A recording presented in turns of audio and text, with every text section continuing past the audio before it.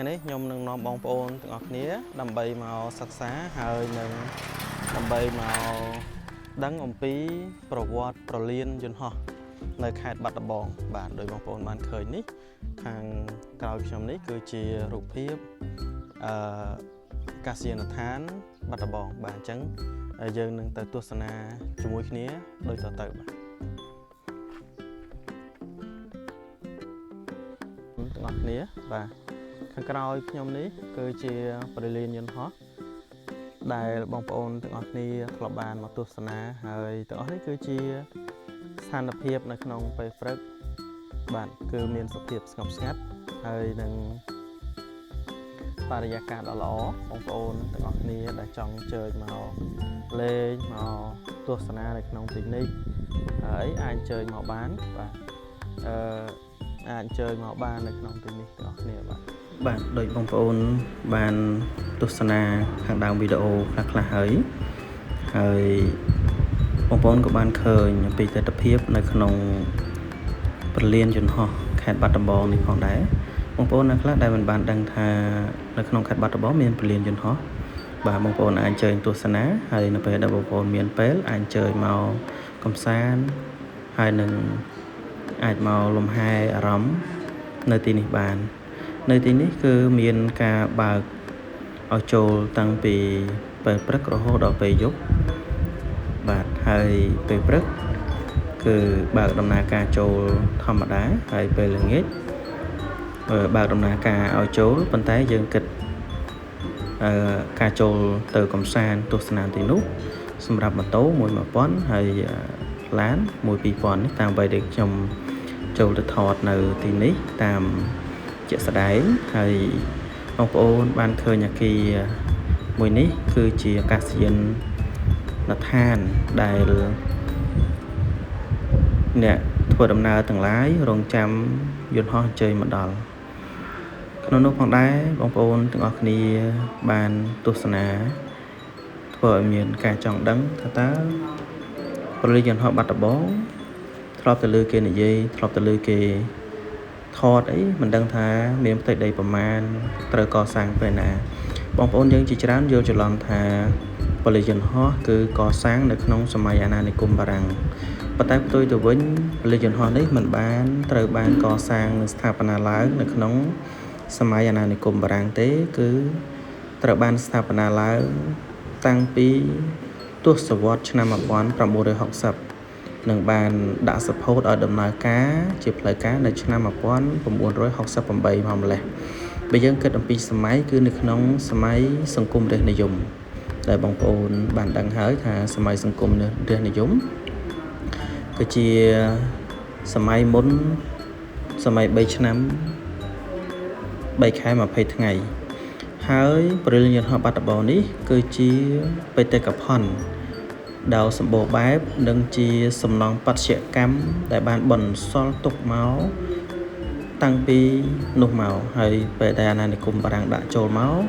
ក៏មានការស្ថាបនាក៏មានអីឡើងនៅផ្លូវនៅអីជាដើមនៅក្នុងប្រលាននេះ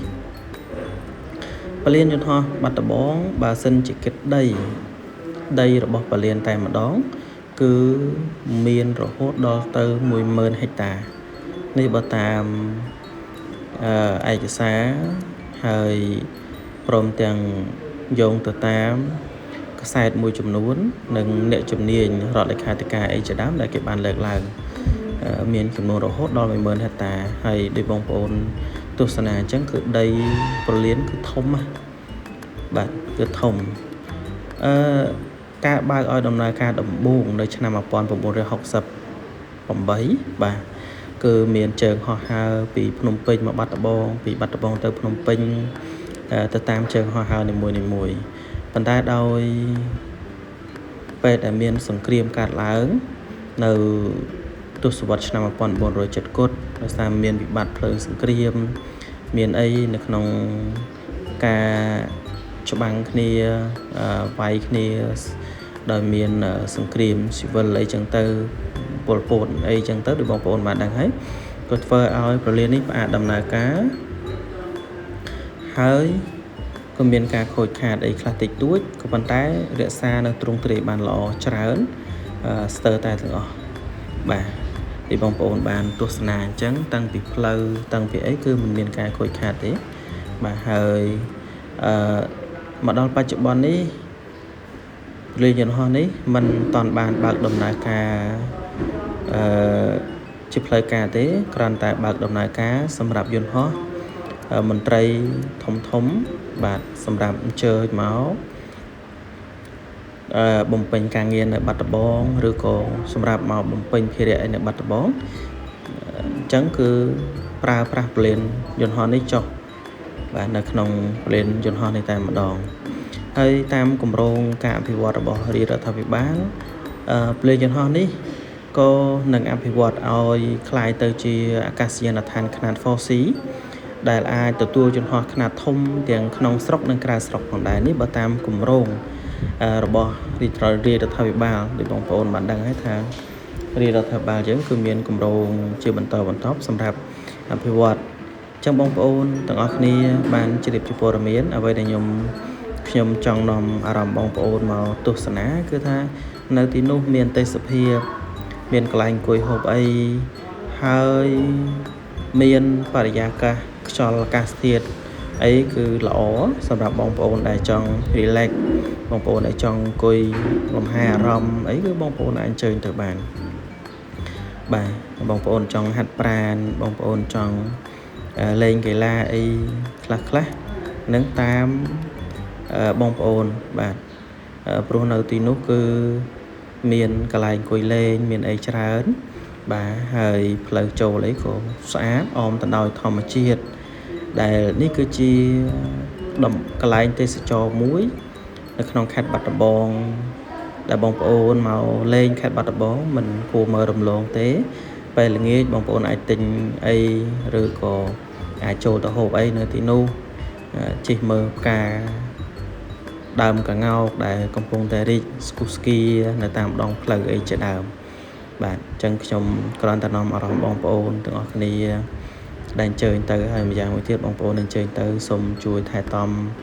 អនាម័យអីផ្សេងសម្រាប់អីសូមកុំចោលនៅទីនោះដើម្បីឲ្យបងប្អូនទៅលេងនៅទីនោះបានស្អាតបាតហើយជាមុខមាត់ប្រទេសជាតិរបស់យើងផងដែរបាទនឹងបងប្អូនទាំងអស់គ្នាដែលមិនបានដឹងមិនធ្លាប់បានអញ្ជើញទៅឬក៏បានអញ្ជើញទៅអីបងប្អូនអាចអញ្ជើញទៅទស្សនាហើយខ្ញុំនឹងមានវីដេអូលម្អិតខ្លះបន្ថែមទៀតជាឯកសារនៅពេលក្រោយទៀតបាទវីដេអូពេលនេះខ្ញុំគ្រាន់តែចង់នាំអារម្មណ៍បងប្អូនឲ្យស្គាល់ខ្លះអំពីប្រលានយន្តហោះនៅក្នុងខេត្តបាត់ដំបងបាទហើយទាំងនេះគឺជាកន្លែងដែលយន្តហោះ